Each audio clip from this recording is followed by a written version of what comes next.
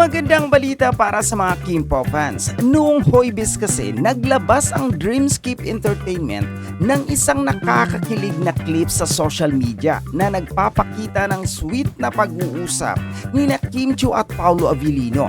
Sa video maririnig ang kanilang boses na nag-uusap tungkol sa pagpapalabas ng kanilang bagong proyekto na ikinatuwa ng kanilang mga tagahanga. Bagamat hindi nila direktang sinabi kung ano ang kanilang ilalabas, napagkasunduan nilang ilabas ito sa darating na Miyerkules. Ang Kimpo fans ay sabik na malaman kung ito ay isang teleserye, pelikula o isang espesyal na proyekto. Matatandaan noong June 9, kinumpirma ng ABS-CBN ang pagbabalik teleserye ni Paolo Avellino, kasabay ng anunsyo ng pagiging official artist niya ng kanilang management division. Ang Kimpo fans ay umaasa na ang kanilang idolo ay magkakaroon ng bagong proyekto na tiyak ay magpapakilig sa kanila. Samantala, ang pelikulang My Love Will Make You Disappear ni Kim Chiu at Paolo Avellino ay matagumpay na ipinapalabas noong March 26, 2025. Ang romantic comedy na ito ay nagtala ng 12 million pesos na gross sa unang araw ng pagpapalabas at ipinapalabas sa mahigit 380 na sinyan sa buong bansa. Samantala, narito ang mga karagdagang detalye at konteksto ukol sa bagong teleserye ni Paolo Avellino at Kim Chiu, pati na rin ang kanilang mga nakaraang proyekto. Ayon sa mga ulat, ang bagong teleserye ni Kim Chiu at Paolo Avellino ay ipapalabas sa darating na Miyerkules. Ang proyekto ay isang romantic comedy na tiyak na magpapakilig sa kanilang mga tagahanga. Ang mga Kimpo fans ay sabik na malaman ang mga detalye ng teleserye at umaasa na ito ay magiging kasing tagumpay ng kanilang mga nakaraang proyekto. Ang tambalan ni Kim Chiu at Paolo Avellino ay nakatanggap ng parangal mula sa Philippine Movie Press Club sa 30th Star Awards for Television. Ang kanilang mahusay na pagganap sa teleseryeng Linlang ay nagbigay daan upang makatanggap sila ng German Moreno Power Tandem Award na isang patunay ng kanilang kahusayan at popularidad sa industriya ng telebisyon. Bilang bahagi ng kanilang suporta, ang Dreamscape Entertainment ay nagbigay ng isang advance birthday surprise kay Kim Chiu noong April 8, 2025. Ang sorpresa ay dinaluhan ng mga opisyal mula sa ABS-CBN at ang aktor na si Paolo Avellino. Ipinakita sa mga larawan at video ang emosyonal na reaksyon ni Kim Chiu sa natanggap na sorpresa na nagpapakita ng kanilang malalim na samahan at pagkakaibigan. Game na kahit alin doon sa dalawang yon, yung video ni Kim or yung kakasend ko lang ngayon, yung bago. Either of the two. Ayan na muna. Paano kasi may audio? Ano ka pa naririnig? Narinig mo ba? Gusto pakinggan? Narinig ko na yan. Narinig ko na yan. Ha? Kaloka. Sandali lang. Oo nga. Iba rin ang pa-under ng Oo nga. nakatutok lang sa ano. Parang... Sige, sabihin na natin. Ayan. Kung baka may iba nang ginagawa na dyan, ha? Tsaka, kaya ano, yung ilabas na ba natin, yung nakakatakot yun eh. Tsaka baka naman meron ng ginagawa, hindi natin alam, ha? Kakaloka. Wag muna, ha? Wag muna ngayon, Kim Pao! Ay, nako.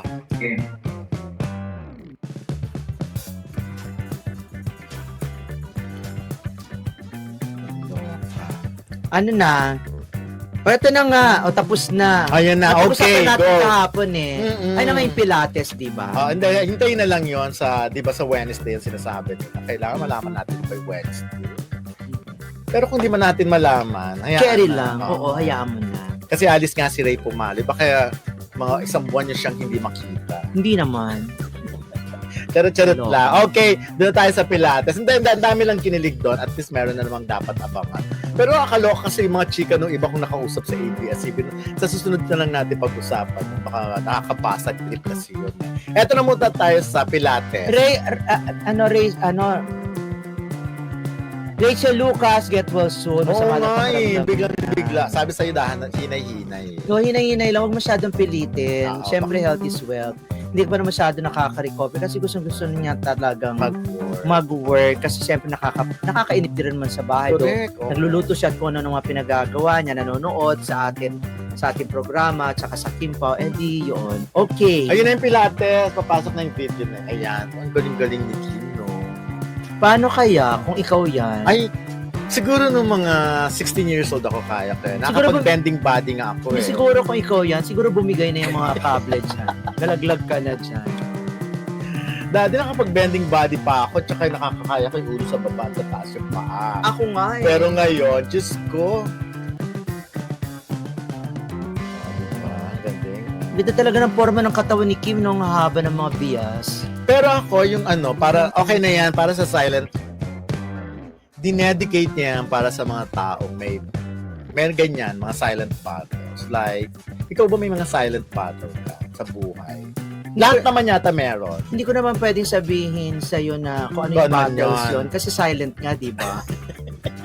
Parang confidential. Yung pwedeng, kasi nga confidential, di ba? Okay, Yung mga so ganon. dapat, Hindi, mga silent battles na yan, yun yung mga merong sakit na ayaw lang sabihin, yung may mental health. hindi, tsaka mga yung mga may ganon. problema rin naman sa relationship na halimbawa, sila lang yung nagmamahal, tapos kumbaga one way. Battle ba yun? Battle din yun kasi syempre, halimbawa, nagtitiis ka lang sa kung anong binibigay sa'yo. Silent battle. Alam ko for me. yung mga demonyong ang tawag dito, yung bumubulong-bulong sa'yo. Parang yung ayun nga, yung mga yung mental health. mga demons, Mga ganon. Kaya di ba marami nga evil.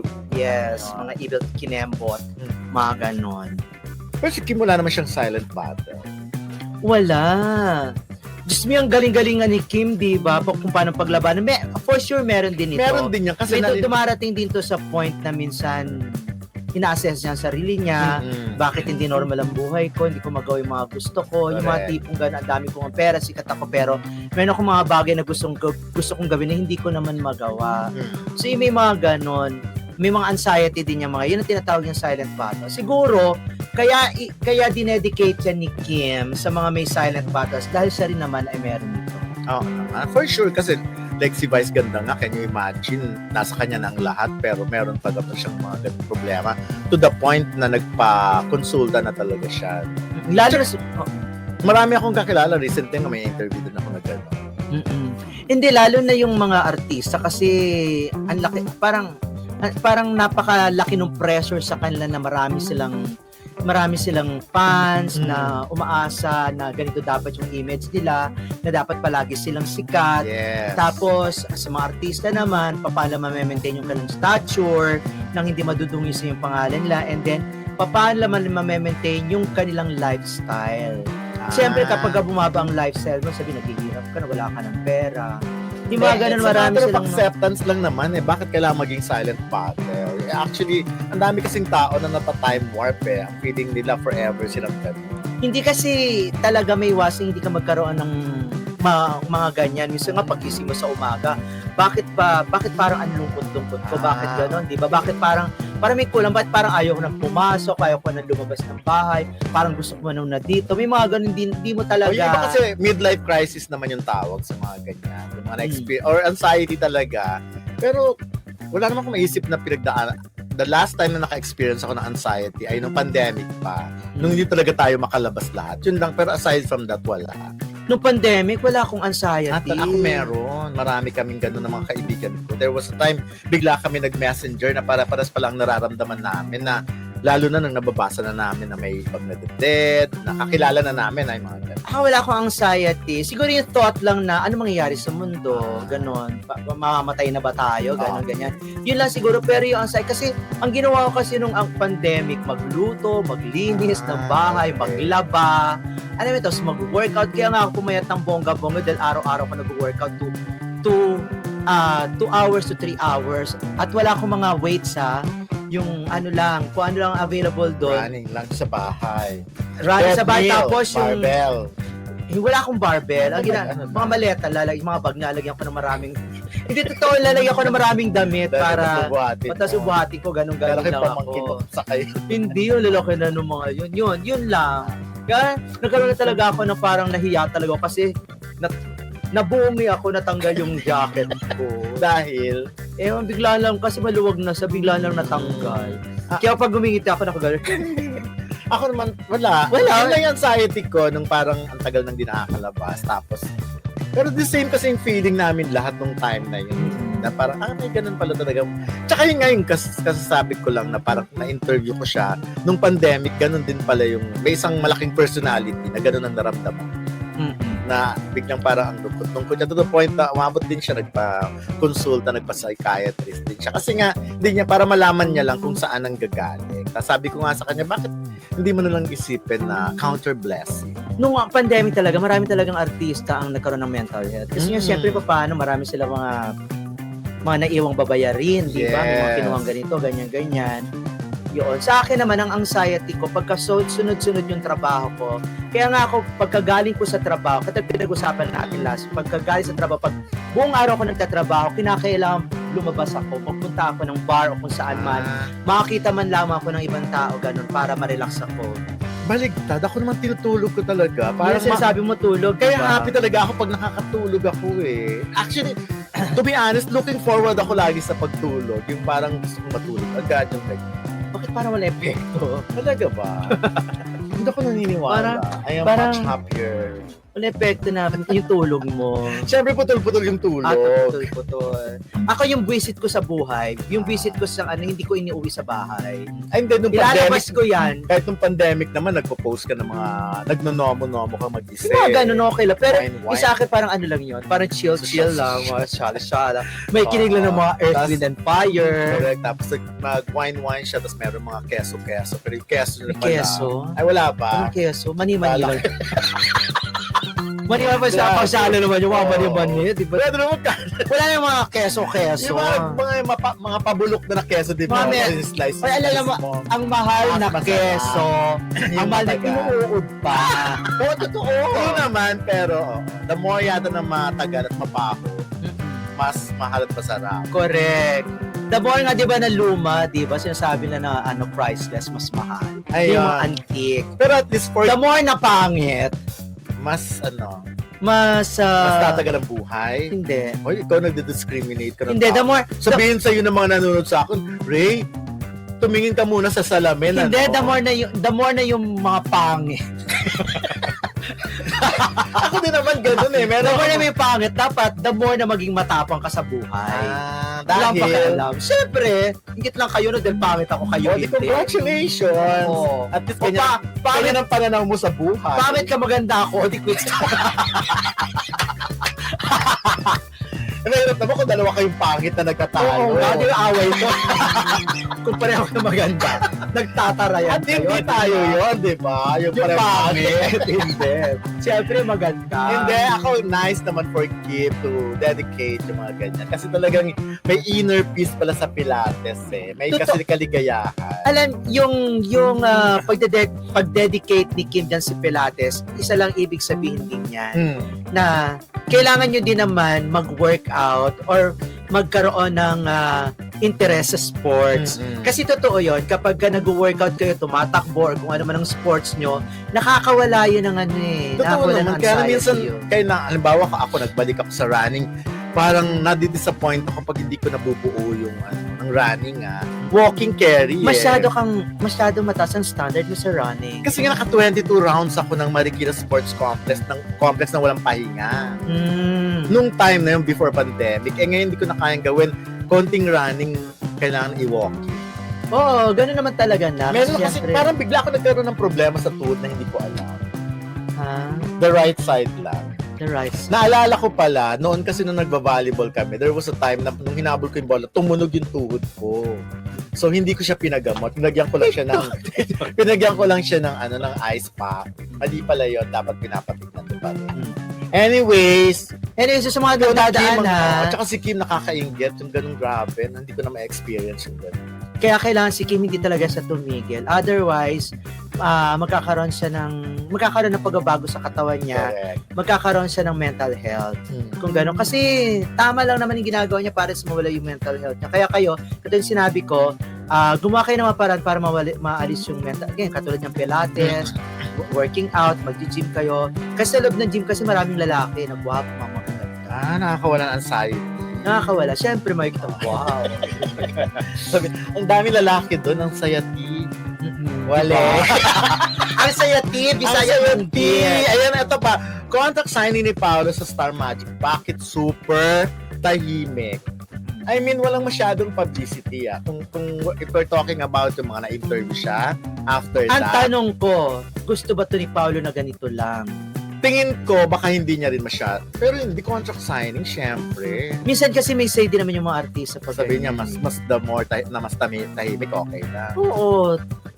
Kasi Siguro, baka- parang feeling ko, parang gusto rin naman ni Paolo ng ganito. Kasi baka tanong-tanong naman sa tungkol kay Kim, di ba? Ganun din naman ang isasagot niya. Di wala rin naman siyang isasagot. Basta makita nyo na lang sila social media na masaya at palagi sila nagbabanding, palagi sila magkasama at may mga kilig. Di yun na yun, di ba? To see is to believe. Pero kasi Pero yung sa mga- akin, to see is what you get. Baliktad, di ba? what you see is what you get. Oo. Sa'yo dapat to see is to believe. Pero kasi ang nangyari, di ba yung mga nag-contract signing, grabe yung publicity. Almost all the editors invited doon. Pero this time, walang mga na-invite na press, na editors. Kasi tinatanong ko yung mga kaibigan kong editors, kung na-invita sila, wala daw. Pero ang nangyari kasi nga, pa-off mo yun.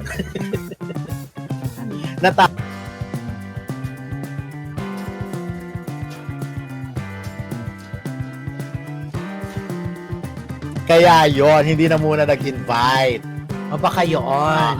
Or, posible rin naman na itotodo na to sa press con or sa mga susunod, sa iba pang event ni Paolo at saka ni Kim. Para isang tungugan na lang. Then syempre nakakamiss yung parang bigla-bigla, ang laki-laking ng event, may red carpet. Ang ang medyo worry ko lang, dahil nga napag-usapan naman kahit walang press sa social media, baka magiging president na to. Parang gano'n na nga ang sinabi. Ibig sabihin na hindi na kinakailangan I have ng a feeling. press conference, hindi na kinakailangan ng maraming media o vlogger. Oo. Pakita lang natin social media. Tsaka ang na gano'n. ABS naman may sarili naman sila. Kaya lang syempre, nakakamiss din yung ini-interview ka, kinukunan ka ng napakaraming tao. Mm-mm. Well, anyway. Para kasi hindi nabasihan na yung kasikatan ng isang artista, Okay. Oh, hindi na ma-generate sa mga media.